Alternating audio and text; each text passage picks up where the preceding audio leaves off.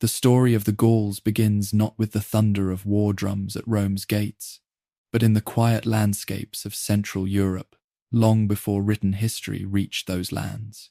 Their tale stretches back into the late Bronze Age, when communities scattered among misty valleys, dark forests, and wide river plains were beginning to weave together cultural patterns that would, in time, spread across much of Europe.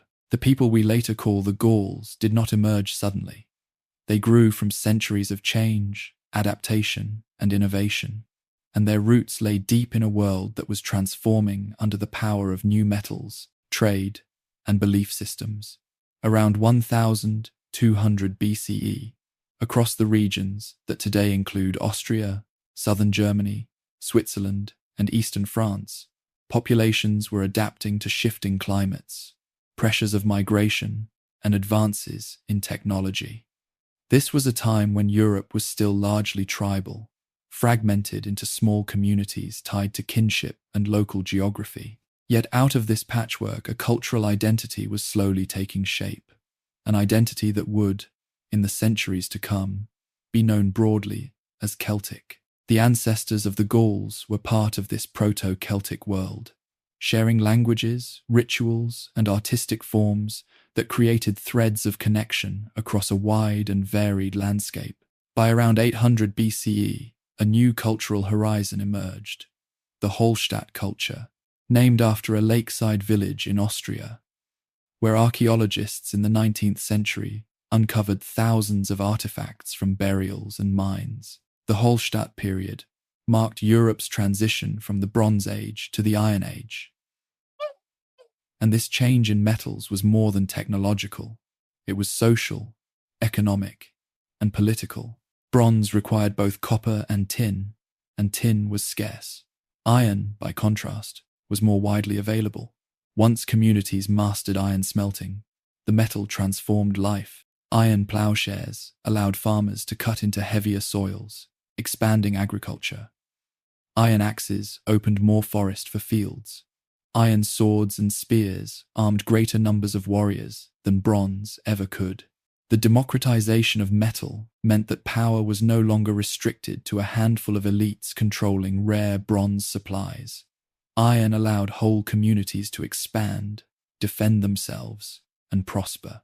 Hallstatt itself became famous for its salt mines. Salt was one of the most precious commodities of the ancient world, preserving food, enabling storage, and sustaining trade.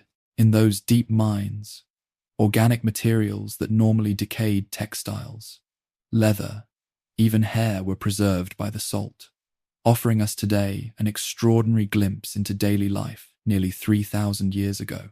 We see how people dressed, what tools they used, and the craftsmanship they possessed. Burials from the Hallstatt culture reveal stark social divisions. Some graves held only simple pottery and basic tools, while others, the so-called princely burials, contained four-wheeled wagons, weapons with intricate decoration, imported bronze vessels from the Mediterranean, and feasting equipment that spoke of grand banquets where alliances were forged and status proclaimed. The Hallstatt elite displayed their wealth not only in what they owned, but in how they staged life and death. Feasts were central, occasions to demonstrate generosity and gather political support. A chief who gave lavishly, distributing meat, drink, and gifts, could bind followers to his cause. When he died, his burial reinforced the message: here lay someone of power, connected to gods and ancestors, who commanded loyalty in life and honor in death. The long iron swords of the Hallstatt nobles, with hilts shaped into stylized human forms, symbolized not only martial power, but also a link between the living warrior and the ancestral spirit. It was in this Hallstatt world that Celtic languages began to spread and diverge. Though no written evidence survives from this period, linguistic reconstruction suggests that the Celtic tongue was branching into dialects that would later form the continental and insular families. This shared linguistic identity was crucial. Even though the tribes of the Hallstatt culture were not politically unified, they recognized one another as kin of a sort. people who shared gods, rituals, and a way of seeing the world. By the 6th and 5th centuries BCE, trade networks extended far beyond the Celtic homelands. Greek pottery and Etruscan bronzes appeared in Celtic graves, clear evidence of contact with the Mediterranean world. Yet the Celts were not passive recipients. They adapted foreign goods, reworking them in their own style. The famous burial at Vix in Burgundy, for example, contained a massive Greek crater for mixing wine, but it was incorporated into a distinctly Celtic setting, part of a local elite woman's burial that blended Mediterranean prestige with indigenous tradition. This blending of external influences with internal creativity would become a hallmark of Celtic culture. By around 450 BCE, a new cultural phase emerged, known as the Latin culture, named after a lakeside site in Switzerland. If Hallstatt laid the foundations, Latin was the flowering of Celtic civilization, and within it, the Gauls would come into clearer focus. The art of the Latin period was unlike anything seen before in Europe. Where earlier decoration favored simple geometric shapes, Latin designs were fluid, curvilinear, and dynamic. Spirals, scrolls, halls, and stylized animals covered weapons, jewelry, and vessels. The effect was almost hypnotic. Lines that seemed to move, forms that suggested transformation and vitality. This was art that spoke of a worldview in which life was not static, but constantly in motion, where human, animal, and divine could interweave. Settlements also grew more complex. The rise of oppida, large fortified centers built on hilltops or plateaus, signaled a shift toward proto-urban life. Oppida, like Bibracte, Gergovia, and Alasia, were not simply refuges. They were bustling hubs of craft, trade, and governance. Within their walls, smiths hammered out weapons and tools. Potters spun decorated vessels on wheels. Coin minters struck images of horses, wheels, and tribal emblems into gold and silver.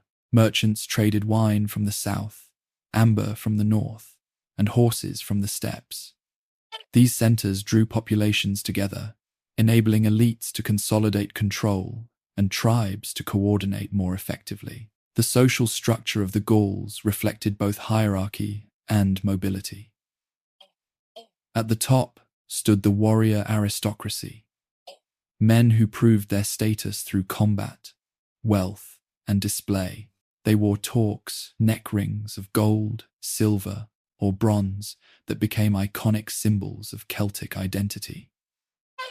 Alongside them were the Druids, a class of learned specialists who held immense authority. Druid training was rigorous, requiring up to 20 years of memorization, for they preserved knowledge orally, refusing to commit sacred teachings to writing. They knew the cycles of the stars, the laws of the tribes, the myths of the gods, and the rituals that bound the human world to the divine. Druids acted as judges, advisors, and religious leaders, often wielding more influence than kings. Their presence gave the Gauls a cultural unity that political fragmentation could not erode. Below these elites, free farmers, artisans, and traders made up the majority of the population. Their labor sustained society, and while they lacked the political power of nobles or druids, they could still bear arms, attend assemblies, and accumulate wealth. At the bottom were slaves, often captives from war, who worked fields or served in households. Religion infused every aspect of Gallic life. Sacred groves, rivers, and springs were revered as places where the human and divine touched. Offerings, sometimes weapons, sometimes jewelry, sometimes entire hoards, were cast into water or buried in ritual pits. Archaeological finds from rivers like the Thames and sanctuaries like Gournay-sur-Gironde reveal systematic deposits, not random discard. Gods were many and often local, but patterns emerge. Lugus, a deity of skill and sovereignty. Epona, protector of horses and riders. Cernunnos, the horned god of wild animals and abundance. The Gauls saw the divine not as remote beings in far-off heavens, but as powers woven into the very landscape they inhabited. Warfare was both necessity and performance. Tribes fought one another for land, prestige, and resources, but they also cooperated against common threats. A Gaulish warband in full array was a sight to behold. Warriors with long iron swords and spears, shields painted or decorated with metal bosses, horsemen ready to charge, and above them, the braying of the carnix, the great bronze war horn, shaped like a snarling animal head. To their enemies, the sound was terrifying. To the Gauls, it was the voice of their gods and ancestors carried into battle. Courage was a form of currency, and a noble's reputation rested on his bravery and generosity. Young warriors sought to prove themselves through daring feats, hoping to attract patronage and fame. Politically, the Gauls were not a single nation, but a mosaic of tribes and confederations. Each tribe had its own councils, assemblies, and leaders, with varying degrees of royal or oligarchic authority. Some, like the Aedui, elected annual magistrates with limited powers. Others maintained kingship constrained by noble councils. Alliances were common, sealed by marriage, fosterage, or oaths. Yet despite the lack of central unity, a shared cultural framework, language, religion, artistic style, and druidic authority gave the Gauls a sense of belonging to a larger world. By the 3rd century BCE, Gaul was a vibrant land of oppida, bustling trade, powerful confederations, and rich artistic traditions. Its people were skilled farmers, craftsmen, warriors, and priests, living in a landscape where rivers were highways, forests sacred, and every hill fort a stage for political drama. Yet beyond their borders, forces were stirring that would soon reshape their destiny. To the south, Rome was consolidating its hold on Italy and pushing outward. To the east, Germanic tribes pressed against Gallic frontiers. To the west, the Atlantic beckoned with trade routes to Britain. The Gauls stood at a crossroads, heirs to centuries of development, masters of iron and artistry, but divided among themselves.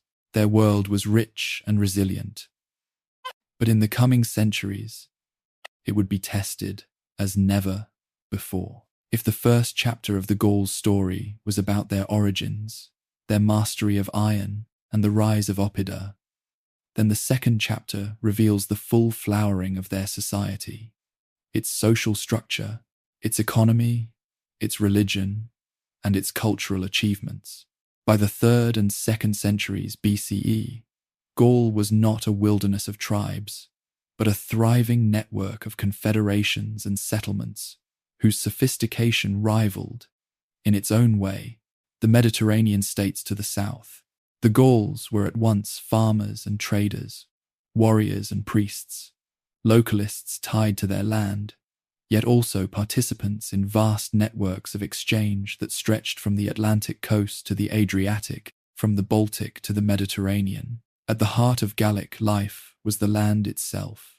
Agriculture was the foundation of the economy, and the Gauls were skilled farmers who took full advantage of iron tools to cultivate larger and heavier fields than ever before. Archaeological evidence shows they grew a variety of cereals, wheat, barley, oats, and millet, supplemented by beans, peas, and lentils. Orchards produced apples, plums, and cherries. Vineyards were cultivated in some regions, and honey from domesticated bees sweetened their diet. Livestock were equally important. Cattle provided meat, milk, and hides, while sheep yielded wool, and pigs, well suited to forested environments, were a staple food source. Horses, too, were highly prized, not only for riding and chariots, but as symbols of wealth and status. The productivity of Gallic agriculture supported population growth and specialization. Surpluses allowed the rise of professional artisans who devoted themselves to crafts, blacksmiths who forged weapons and tools, bronze workers who cast ornaments and cauldrons, potters who spun vessels on the wheel, weavers who produced fine cloth, and glassmakers who created beads and bangles in brilliant colors. The craftsmanship of the Gauls was renowned. Intricate brooches, elaborately decorated scabbards, mirrors, and gold torques display not only technical skill, but also an artistic vision that blended geometry, fluidity, and symbolism. These objects were not mere decoration. They proclaimed identity, status, and belonging. Trade linked the Gauls to the wider world. The Rhone and Saône rivers formed a great north-south corridor, carrying Mediterranean goods deep into Gaul. Archaeologists have uncovered thousands of amphorae, the clay jars used to transport wine, in Gallic sites, showing the enormous scale of this trade. Wine from Massalia, the Greek colony at modern-day Marseille, was especially prized. To the Gauls, wine was more than a drink. It was a status symbol, consumed at feasts that reinforced alliances and hierarchies. Amphorae were often recycled for storage or burial goods, tangible reminders of the wealth that flowed into the oppida. In return, the Gauls traded salted meat, grain, slaves, amber from the north, and skilled metalwork. The emergence of coinage transformed this exchange. Initially, Gallic tribes imitated Greek coins, particularly those of Philip II of Macedon, with stylized heads of Apollo and chariots. But soon they developed distinctive Celtic designs, abstracted horses, wheels, spirals, and enigmatic faces. Each tribe minted its own coins, asserting sovereignty and identity. Coins were used in trade, but they also served political and symbolic purposes, proclaiming victories, leaders, and deities. In handling these coins, a Gallic farmer or trader touched not just currency, but a piece of tribal pride. At the same time, the political organization of Gaul grew more sophisticated. Tribes were the basic units, each with its own councils, assemblies, and leaders. Some were monarchies, others oligarchies, and some combined elements of both. The Aedui, for example, had a chief magistrate called the Vergobret, elected annually and barred from leaving tribal territory while in office to prevent him from becoming a tyrant. The Arverni, by contrast, maintained a strong monarchy that at times dominated central Gaul. Confederations of tribes often formed, particularly in times of war, creating powerful blocs like the Belgae in the north or the Helvetii in the east. Politics in Gaul was a constant dance of rivalry and alliance, with noble families competing for power, sometimes inviting external allies, other tribes, Germanic warriors, or eventually Romans, into their struggles. Integral to this political fabric were the Druids. They were more than priests. They were judges, teachers, historians, and diplomats. Their authority was such that disputes between tribes could be submitted to Druidic arbitration, and their decisions were respected because they carried the weight of sacred law. Training to become a Druid could take 20 years, conducted in remote sanctuaries or groves, and it required memorizing vast amounts of law genealogies, myths, legal precedents, astronomical cycles. The Druids preserved this knowledge orally, never writing it down, perhaps to maintain secrecy, perhaps to ensure it remained living and flexible rather than fixed. Roman observers, fascinated and often disturbed by the Druids, described them as holding annual assemblies in sacred groves, where they debated matters of law, resolved disputes, and planned collective actions. The religious life of the Gauls was rich and deeply connected to the natural world. They did not build great stone temples like the Greeks or Romans. Instead, they worshipped in groves, at springs, on hilltops, or within wooden enclosures. Ritual offerings were made to rivers and lakes, swords bent and deposited, shields thrown into the water, cauldrons sunk beneath the surface. These were gifts to the gods, acts of devotion and propitiation. Animal sacrifices were common, and human sacrifice, though less frequent, was practiced in some places, particularly for captives taken in war. Roman accounts emphasize these rituals with horror, but archaeological evidence suggests that while real, such practices were limited to particular contexts, not the everyday reality of Gallic religion. The pantheon of the Gauls was diverse, with deities varying by region and tribe, yet patterns emerge. Lugus, associated with skill, sovereignty, and commerce, was widely revered. Epona, the horse goddess, reflected the centrality of horses in Gallic life. Cernunnos, the horned god, symbolized fertility, wealth, and the untamed natural world. Local river gods and tribal deities abounded, embodying the close relationship between the Gauls and their landscapes. Religion was not separate from politics or war. It was intertwined with them. A military campaign might begin with sacrifices to secure divine favor, while treaties could be sanctified by oaths sworn before the gods. Feasting was another key element of Gallic culture, both religious and social. Banquets were occasions to demonstrate wealth and generosity, to strengthen alliances, and to honor the gods. Archaeological finds of feasting equipment, great bronze cauldrons, imported craters, drinking horns, and amphorae reveal the scale of these events. Meat, particularly pork, was central, and the distribution of cuts was a symbolic act, reflecting status and relationships. To sit at the high table, to receive a choice cut, was to be recognized as a person of standing. These feasts were not merely meals, they were political theatres where power was displayed and confirmed. Warfare remained a constant in Gallic life. Tribes clashed with one another in cattle raids, territorial disputes, and contests for prestige. Yet Gallic warfare was not chaotic. It followed patterns and rituals, often preceded by formal declarations or omens. Warriors fought with long iron swords designed for slashing, with spears and javelins, with large oval shields. They sometimes wore helmets of bronze or iron, often decorated with horns or crests, though many fought bareheaded, trusting in skill and courage. Cavalry played a significant role, and Gallic horsemen earned a reputation for their ferocity and speed. War chariots, though declining in importance by this period, were still used in some regions.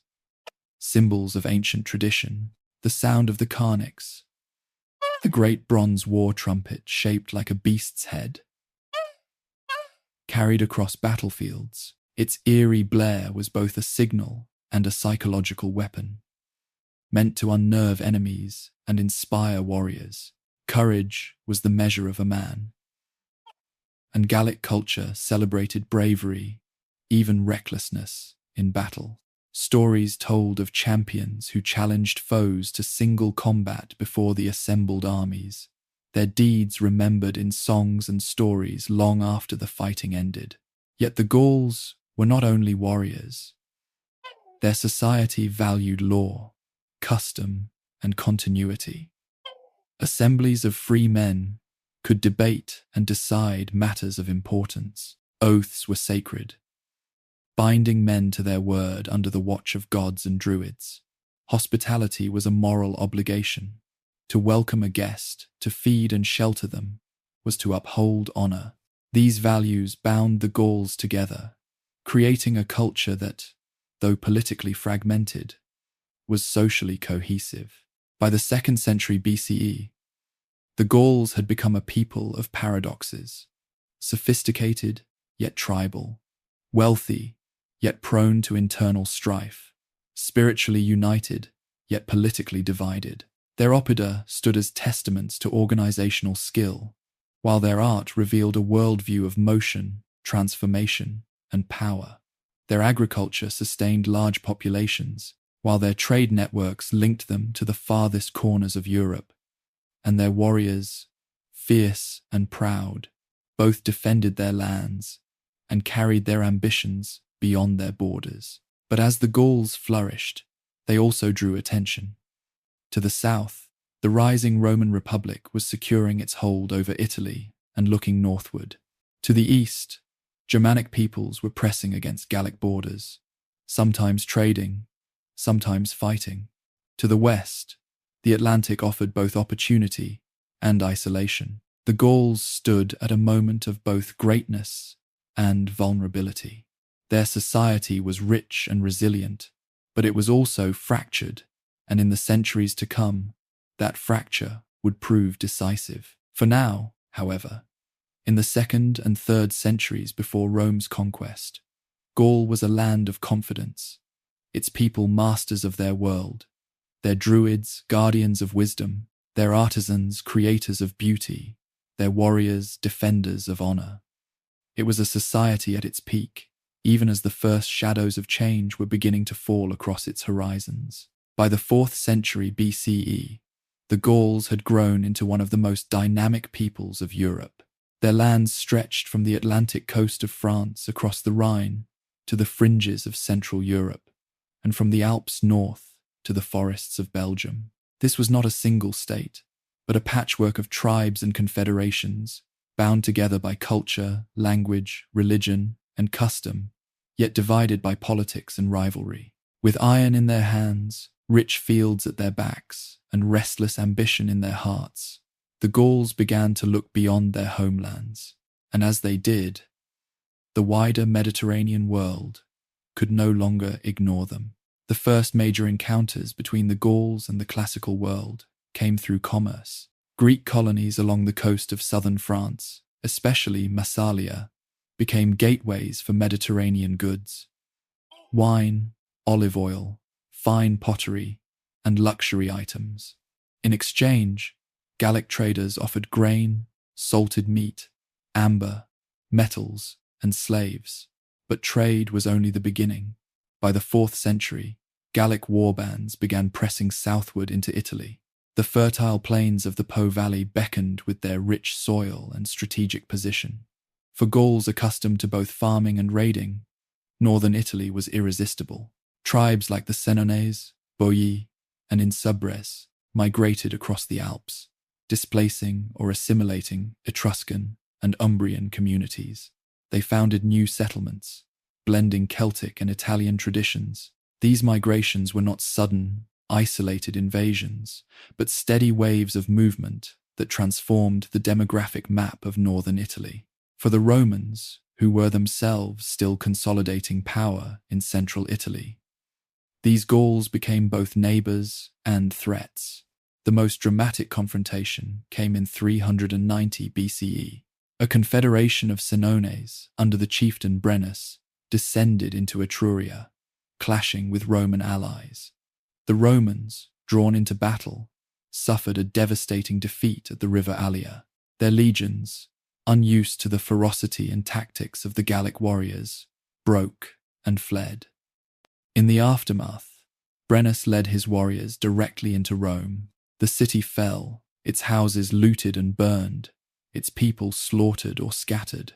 Only the Capitoline Hill held out, defended by desperate Romans. For months, the Gauls besieged it, until finally an agreement was struck. The Romans would pay a ransom of gold to secure their withdrawal. Legend records that when the Romans protested the unfair weights used by the Gauls, Brennus threw his sword onto the scales and uttered the words, "Vae victis," woe to the vanquished. Whether or not the story is literally true, its symbolism was powerful. Rome had been humbled, its people traumatized, its pride shattered. For centuries afterward, the memory of the Gallic sack haunted Roman imagination.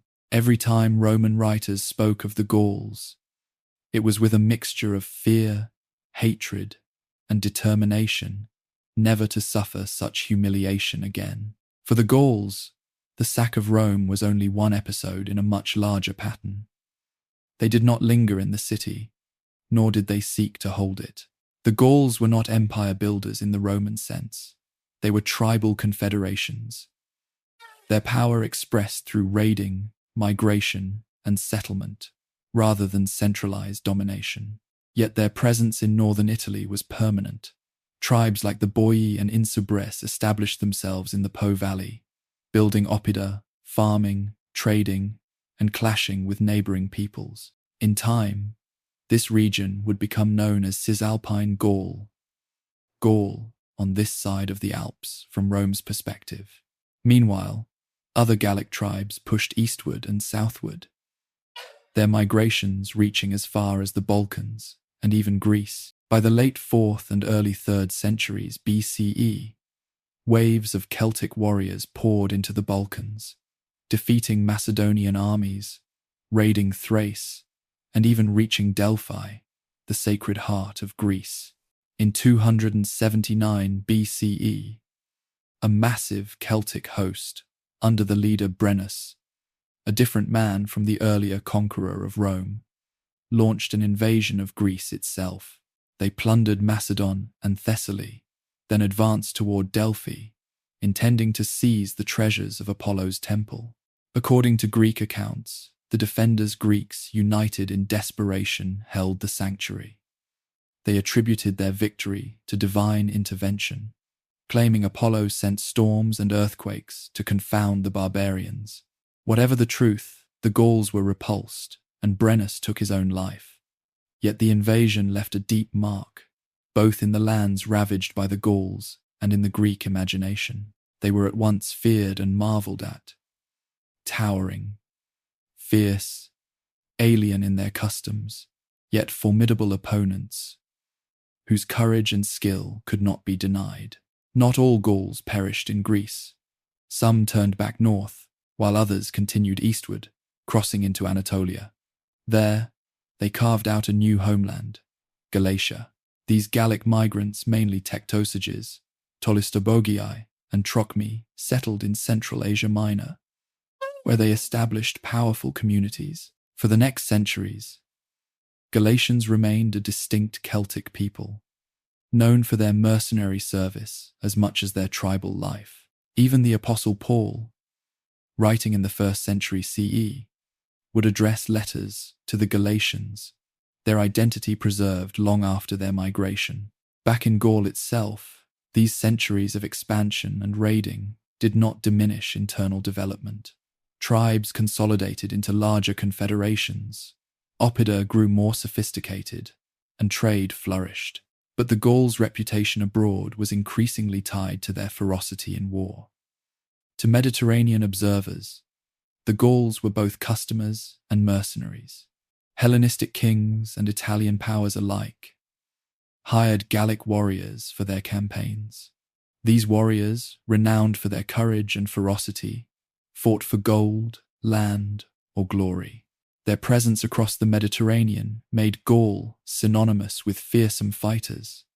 Their wild hair, painted bodies, and terrifying carnyx horns seared into the memories of those who faced them. By the 3rd century BCE, however, the balance of power in Italy was shifting. Rome, having recovered from its humiliation at the hands of the Senones, was growing into a formidable republic. Through relentless wars with neighboring peoples, the Etruscans, Samnites, and Greeks of southern Italy, Rome forged an army and a political system capable of absorbing defeat and emerging stronger. Inevitably, this rising power came into conflict with the Gallic tribes of northern Italy. Throughout the 3rd century, Roman armies clashed with Cisalpine Gauls. Sometimes the Gauls triumphed. In 225 BCE, a vast coalition of Boii, Insubres, and mercenary Gesutai descended into Etruria, confronting the Romans at Telamon. The battle was ferocious, remembered for the naked Gaesate, who fought without armor to demonstrate their courage. But the Romans prevailed, slaughtering tens of thousands. It was a turning point. Rome had shown it could not only defend itself, but also take the offensive against Gallic confederations. Over the following decades, Rome systematically subdued the Cisalpine tribes. Colonies were planted, roads built, alliances forged with some groups, and wars waged against others.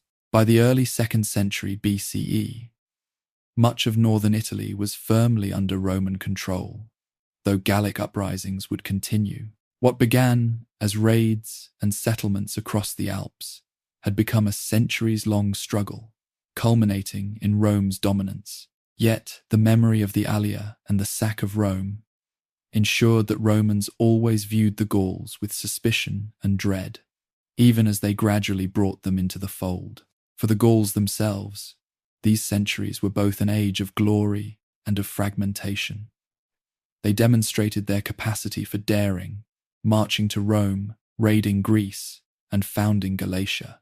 Their warriors were sought across the Mediterranean. Their artisans continued to create stunning works of metal and jewelry. Their druids preserved laws and lore. Yet beneath this vibrancy lay divisions. No single leader united all the Gauls. Confederations formed in times of crisis, but dissolved in peace. Tribes feuded, nobles competed, alliances shifted. It was this inability to present a united front that would, in time, leave them vulnerable to a power like Rome, relentless and centralized.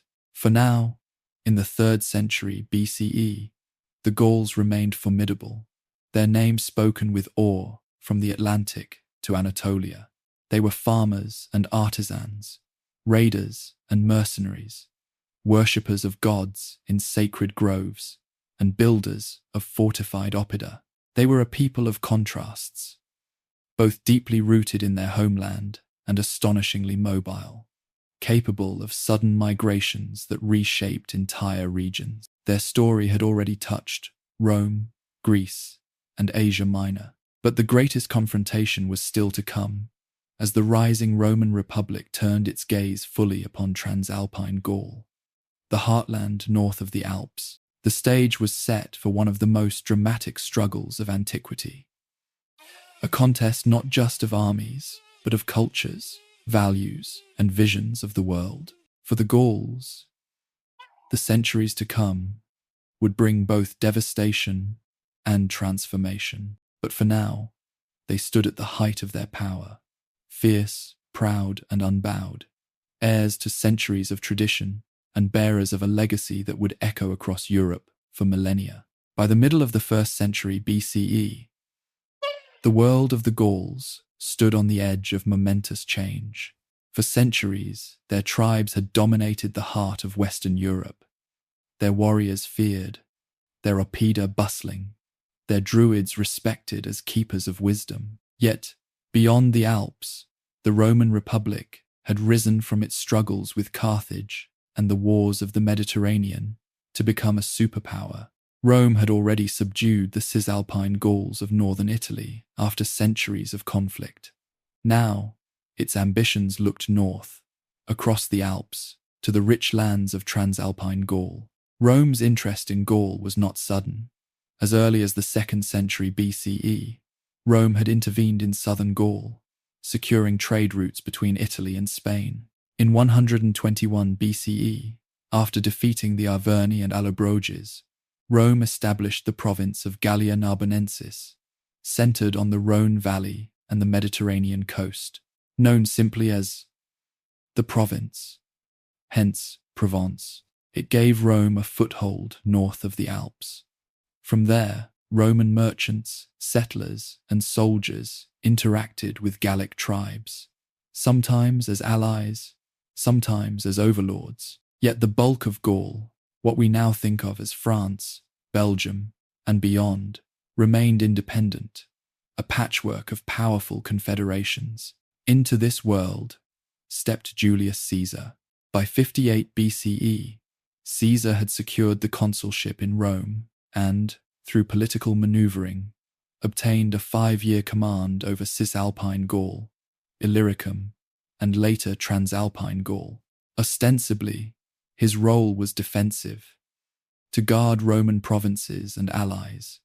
In reality, Caesar saw in Gaul an opportunity for glory, wealth, and political power. Conquests would enrich his soldiers, enhance his prestige, and secure his place in Rome's turbulent politics. The spark came from the east. The Helvetii, a powerful tribe from modern Switzerland, had decided to abandon their lands and migrate westward in search of new territory. Pressed by Germanic incursions and internal pressures, they sought to move en masse, perhaps 300,000 people, through Roman-allied lands in Gaul.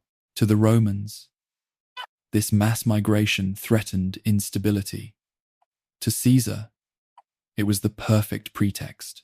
In 58 BCE, Caesar confronted the Helvetii near Bibracte, a major oppidum of the Aedui. After a fierce battle, his legions inflicted devastating losses. Caesar claimed that out of 368,000 Helvetii, barely a third survived. Those who did were forced to return to their homeland, ensuring they would no longer destabilize the region. The message was clear.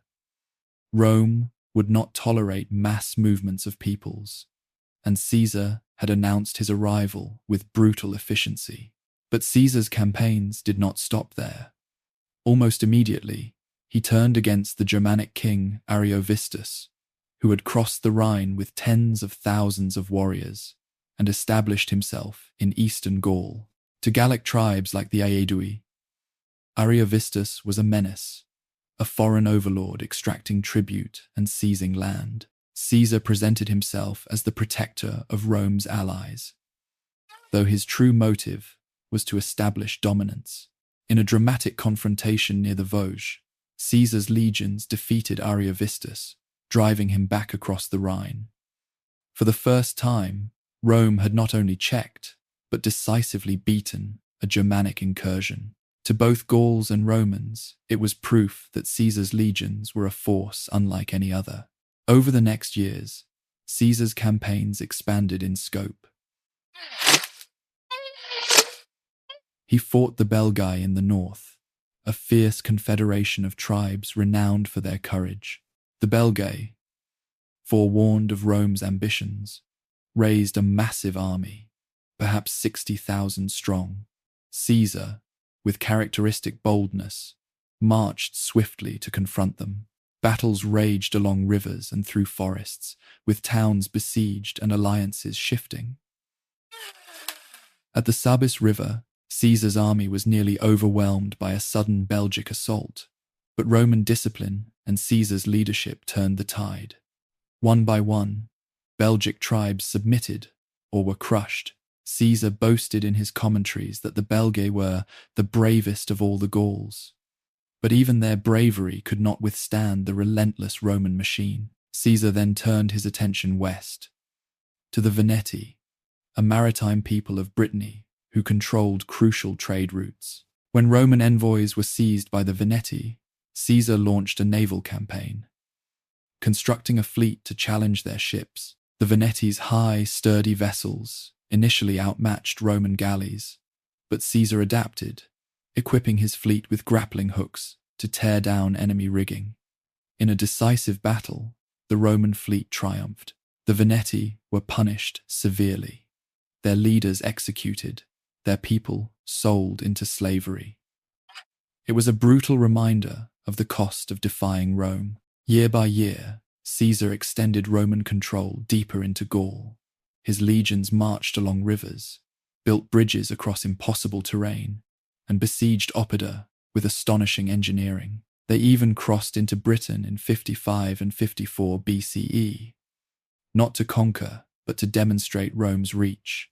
To Caesar's soldiers, these campaigns brought plunder and spoils. To Caesar himself, they brought fame in Rome, where his commentaries on the Gallic War circulated as propaganda. presenting him as the defender and conqueror of Gaul. Yet the Gauls were not passive victims. They resisted fiercely, often uniting in coalitions, rising in revolt, and testing Rome's resolve. The Eburones under Ambiorix famously ambushed and annihilated a Roman legion and a half, perhaps 6,000 men, luring them into a trap under the guise of negotiations. For Caesar, it was a humiliating disaster, but his response was ruthless. He launched punitive campaigns, devastating Eburone territory, burning villages, destroying crops, and enslaving survivors. Ambiorix himself vanished into the forests, becoming a legendary figure of resistance. The greatest challenge to Caesar, however, came in 52 BCE. Across Gaul, resentment of Roman domination simmered. The endless demands for tribute, the destruction of towns, the executions and enslavements had created deep anger. Into this atmosphere stepped Vercingetorix, a noble of the Arverni. Charismatic, skilled, and determined, he forged a coalition of tribes, calling upon the Gauls to unite in defense of their freedom. For the first time, Caesar faced not scattered revolts, but a broad national uprising. Vercingetorix's strategy was shrewd. Recognizing that Roman legions thrived in open battle, he avoided large-scale confrontations.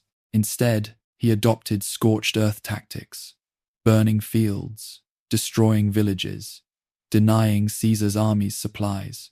Only fortified strongholds were defended, forcing the Romans into costly sieges.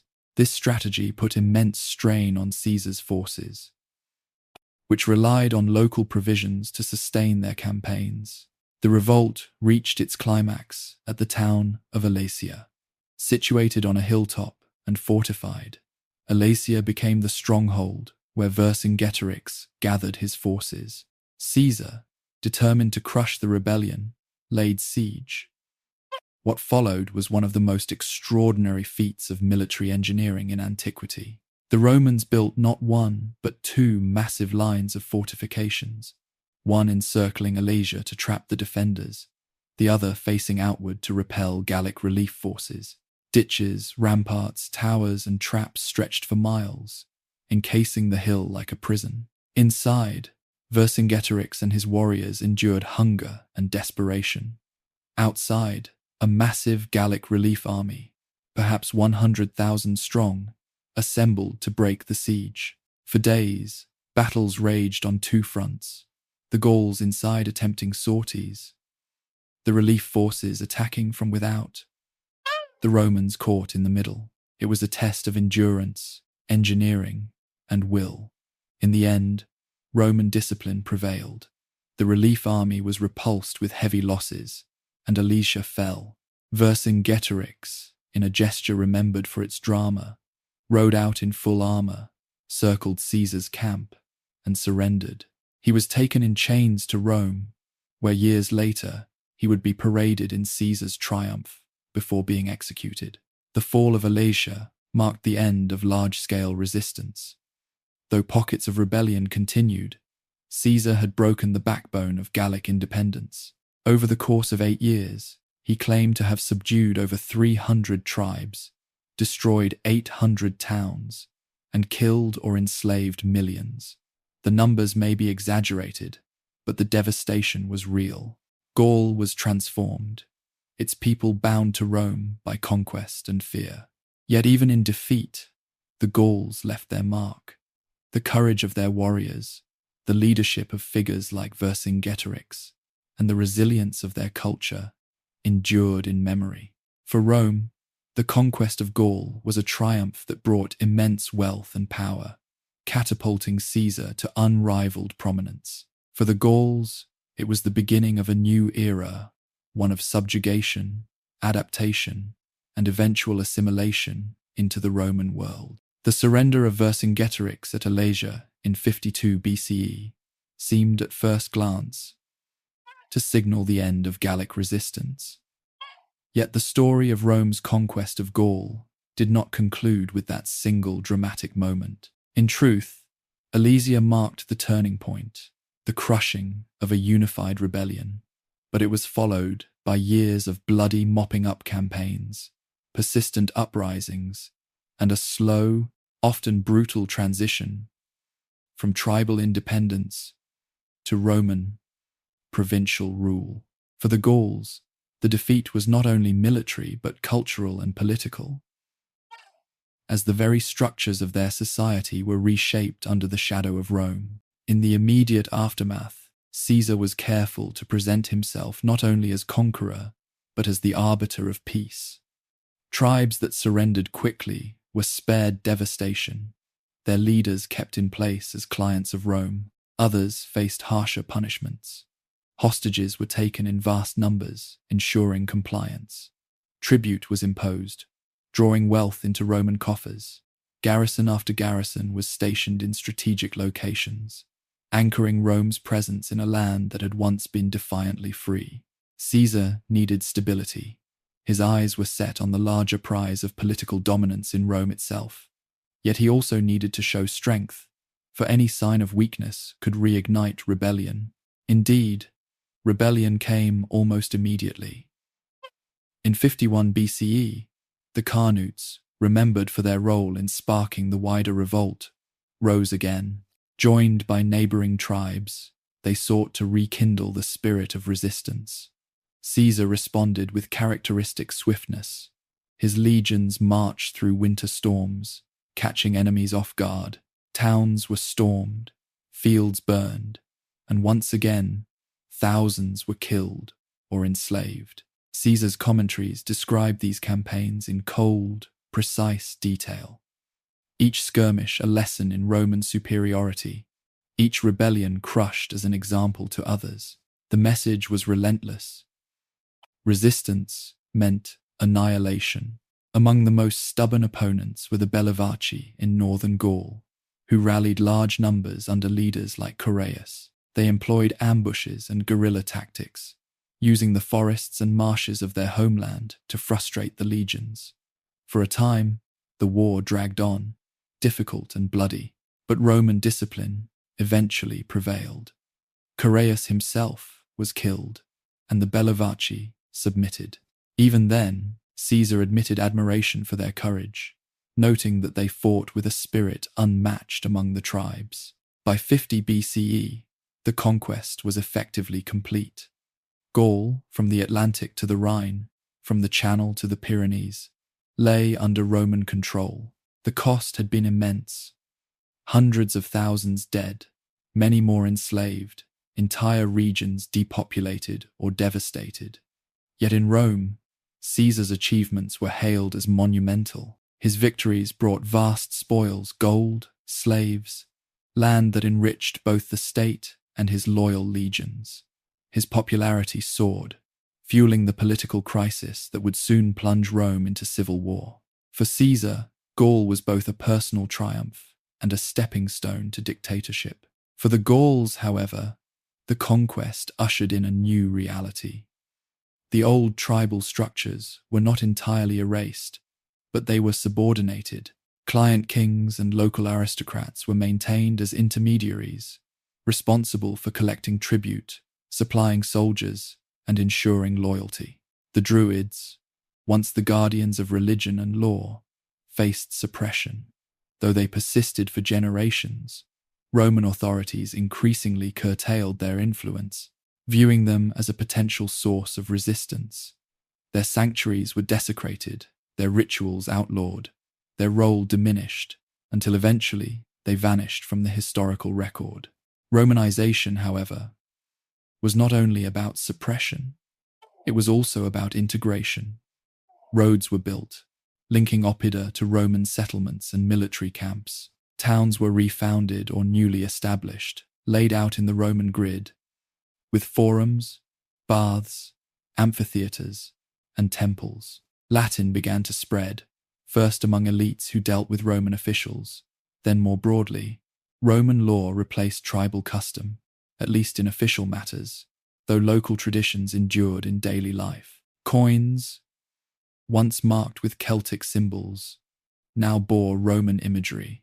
Over time, The cultural fabric of Gaul became a blend of Gallic and Roman elements, a hybrid world that both preserved old identities and adapted to new realities. Economically, the changes were profound. The devastation of war was followed by reconstruction. Roman control stabilized trade routes, making long-distance commerce more secure. Gaul's agricultural wealth, already abundant, was redirected to supply Rome and its armies. Grain, wine, and livestock flowed south, while Mediterranean luxuries, olive oil, ceramics, glass poured in. Roman taxation ensured wealth moved steadily into imperial hands. But prosperity also grew locally, especially for those willing to collaborate. Gallic elites, once warlords, now became Roman-style landowners, their prestige tied not to raiding or feasting but to wealth, villas, and political office. Yet, assimilation was not uniform. In remote regions, especially in the forests of the north and mountains of the central plateau, Gallic traditions endured stubbornly. Local deities continued to be worshipped under Roman names, blending pantheons into syncretic forms. Feasting traditions adapted but did not vanish. Even in the heart of Roman Gaul, the memory of Vercingetorix and the dream of independence lingered, passed down in stories whispered around fires. Rome had conquered, but it had not erased. The symbolic end of Gallic independence came with Vercingetorix himself. After his surrender at Elatia, he was held prisoner for years, paraded finally in Caesar's triumph in 46 BCE. Bound in chains, the once proud leader was displayed to the Roman crowds, a living trophy of conquest. Shortly afterward, he was executed, strangled in the Tullianum prison. His death marked the closing of a chapter. The last great king of free Gaul, silenced forever. Yet his memory endured, later celebrated as a symbol of resistance, not only by Romans who admired courage in defeat, but by future generations who saw in him the spirit of defiance. In the decades that followed, Gaul was drawn ever deeper into the Roman world. The province of Gallia Narbonensis had long been part of the Republic, but now vast new provinces were carved. Gallia Celtica, Gallia Belgica, and Gallia Aquitania. Roman governors, backed by legions, administered justice, collected taxes, and maintained order. Veterans of Caesar's legions were settled on Gallic lands, establishing colonies that spread Roman culture into the countryside. Towns like Lugdunum, modern Lyon, rose as new centers of Roman administration, commerce, but beneath the surface of Roman order lay the scars of conquest. The demographic toll of Caesar's campaigns was staggering, with some tribes nearly annihilated. Survivors faced enslavement or displacement. Families were torn apart. Villages erased, entire ways of life disrupted. To the Romans, this was the cost of empire. To the Gauls, it was a trauma that reshaped identity. Yet resilience remained. Within a century, Gaul would produce emperors, generals, and scholars who shaped Rome itself. The conquered had become integral to the conquerors. The Gallic Wars also transformed Rome. The wealth and glory Caesar gained made him too powerful for the Republic to contain. Within a few years, civil war erupted between Caesar and his rivals, plunging Rome into chaos. The legions that had marched through Gaul now marched against fellow Romans. Caesar's eventual victory and assassination in 44 BCE would set the stage for the rise of the empire under Augustus. In this sense, the conquest of Gaul was not only the end of Gallic freedom, but also the beginning of Rome's transformation from republic to empire. For the Gauls, integration into Rome was gradual but inexorable. By the 1st century CE, the provinces of Gaul were among the most Romanized in the empire. Cities flourished, trade expanded, and Gallic elites joined the Roman Senate. At the same time, Celtic languages persisted, local traditions adapted, and regional identities remained strong. The memory of the old tribal world lingered, even as new generations grew up as Romans. When we look back, the conquest of Gaul appears as both an ending and a beginning.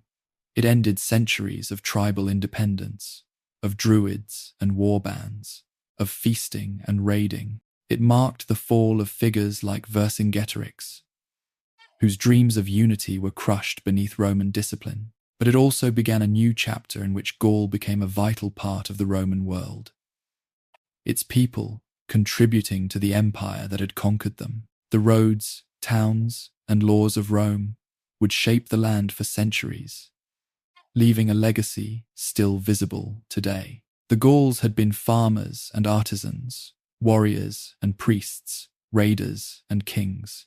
They had terrified Rome, sacked its city, raided Greece, and founded Galatia. In the end, they were defeated, but not forgotten. Their spirit endured, woven into the fabric of the empire, remembered in legend and history alike. And though their independence was lost, their story became inseparable from the rise of Rome itself. The thunder of hooves and clash of swords that had once defined the Gauls slowly faded into memory after Caesar's conquest. By the mid-1st century BCE, the independence of their tribes was gone, their greatest leaders slain or humiliated, their oppida shattered by Roman siege engines. Yet, defeat did not mean disappearance. Instead, Gaul entered a long and complex process of transformation, one that would carry it from the world of druids and tribal confederations into the heart of the Roman Empire. The story of the Gauls did not end with Alesia. It evolved, weaving Celtic traditions into the fabric of Rome, leaving a legacy that stretched far beyond antiquity. When Augustus rose to power as Rome's first emperor, Gaul was divided into formal provinces. Gallia Narbonensis in the south had long been Roman. To this were added Gallia Belgica in the north, Gallia Aquitania in the southwest, and Gallia Lugdunensis in the center. From the capital at Lugdunum, modern Lyon, Roman governors administered the land, overseeing taxes, justice, and military security. Lugdunum itself became a symbol of Gaul's new identity. Founded in 43 BCE as a colony for veterans, it grew rapidly into a bustling metropolis, its streets laid out in the Roman grid, its forum and amphitheatre echoing the designs of Italy. At first, Rome's presence was heavy-handed. Garrisons kept order, tribute flowed south, and rebellions were met with harsh reprisals. But over time, integration deepened. Roman roads stitched Gaul together, facilitating trade, communication, and the movement of legions. Bridges spanned rivers, aqueducts carried water, and new towns rose with temples, baths, and theatres. To the Gauls, these projects were both symbols of domination and opportunities for prosperity. Markets thrived, artisans found new patrons, and Gallic grain, wine, and livestock fed not only Rome, but the legions stationed along the empire's frontiers. Cultural change was profound, though uneven. Latin gradually supplanted Celtic languages, first among elites and administrators, then more broadly. By the 2nd century CE, Latin was dominant in most towns, though Celtic speech lingered in rural areas for generations. Religion, too, underwent transformation. The Druids, once central to law, ritual, and education, were increasingly suppressed. Roman authorities, wary of their influence, outlawed Druidic practices under Tiberius and Claudius. Sacred groves were cut down, human sacrifice prohibited, oral traditions disrupted. Yet Celtic gods did not vanish. Instead, they were absorbed into Roman religion. Local deities were identified with Roman ones, Lugus with Mercury, Taranis with Jupiter, Epona with Diana. Temples dedicated to these hybrid figures dotted the countryside, testifying to the persistence of Gallic spirituality under Roman names. The economy of Gaul flourished under imperial rule. Roman peace, the Pax Romana, meant fewer raids, more secure trade, and stable governance. Gallic vineyards expanded, producing wines prized across the empire. Pottery workshops at places like La Graufassonque churned out amphorae and tableware, exported as far as Britain and Germany. Metalworking thrived, with Gallic smiths supplying weapons, tools, and luxury items. The agricultural wealth of Gaul made it a vital breadbasket of Rome, its surplus feeding cities and armies alike. The very abundance that had once made Gaul a target for conquest now made it indispensable within the empire. Gallic elites adapted quickly. Nobles, who once measured status by feasts and raiding, now built Roman-style villas adorned with mosaics and heated baths. They sent their sons to Roman schools, spoke Latin in courts, and sought office in local councils. Over time, they were integrated into the Roman aristocracy itself. By the 1st century CE, senators and equestrians of Gallic origin sat in Rome, shaping imperial policy. The conquered had become contributors, their loyalty secured not just by force, but by opportunity. And yet, memory lingered. In remote villages, stories of Vercingetorix and the days of freedom persisted. Feasting traditions endured, adapted to Roman tastes but retaining Celtic flavor. Celtic art forms, spirals, interlace. Animal motifs found new life in jewelry, pottery, and religious iconography. Even as Gaul became Roman in administration and language, it remained Gallic in spirit, its cultural identity surviving beneath the veneer of empire. The 1st centuries CE saw Gaul prosper, but also play a critical role in the empire's struggles. When uprisings flared, Gaul was not immune. In 21 CE, the Treveri and Aedui revolted against heavy taxation and Roman arrogance, led by Julius Sacrovir and Julius Florus. Though crushed, the revolt revealed lingering resentment. A century later, during the turmoil of the 3rd century, Gaul briefly broke away entirely, forming the so-called Gallic Empire under Postumus. For over a decade, Gaul, Spain, and Britain operated independently, their armies and leaders defending their own frontiers while Rome was racked by crisis. Though ultimately reintegrated, this episode demonstrated the strength and identity that still pulsed within the provinces. By late antiquity, Gaul had become one of the most Romanized regions of the West. Its cities, Lugdunum, Treveri, Burdigala, Bordeaux, Lutetia, Paris, were centers of administration, culture, and commerce. Christianity spread rapidly, replacing old gods with a new faith that nonetheless inherited the sacred landscapes of Gaul. Churches rose where groves once stood. Bishops replaced druids as leaders of moral authority, and saints became the new patrons of rivers, fields, and cities. The fusion of Gallic and Christian traditions shaped medieval Europe profoundly. The fall of the Western Roman Empire in the 5th century did not erase the legacy of the Gauls. By then, the people of Gaul were Romans in law, language, and culture, but they were also the ancestors of future nations. The Franks, who gave France its name, the Bretons of the Western Peninsula, the Burgundians of the East. The Celtic spirit lived on in folklore, in language fragments, in place names that still dot the French landscape. The Gauls had been conquered, but never entirely erased. They had been reshaped, their identity woven into the broader story of Europe. Looking back, the history of the Gauls is one of resilience and transformation.